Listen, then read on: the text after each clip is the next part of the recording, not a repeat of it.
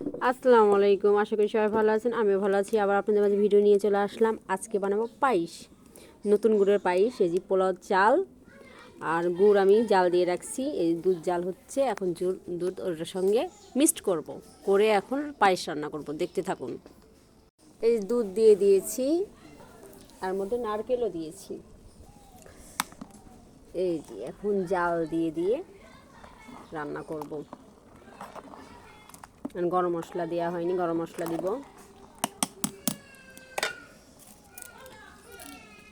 দিয়ে দিলাম তেজপাতা, তারপর দারচিনি দিয়ে দিলাম। এবার দিয়ে দিব কাজু বাদাম, পেস্তা বাদাম, আর দিয়ে দিলাম কাঠবাদাম, আর হলো কিশমিশ। হলো সব কিছু দিয়ে এখন জাল দেবো পায়েসটা।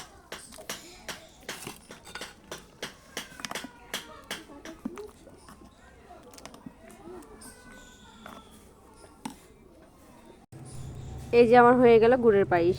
যদি ভিডিওটা ভালো লাগে লাইক কমেন্ট শেয়ার করবেন, আর এভাবে তৈরি করে খেয়ে দেখবেন, অনেক মজা লাগে। এখন নতুন গুড়। সবাই ভালো থাকবেন, সুস্থ থাকবেন। আল্লাহ হাফেজ।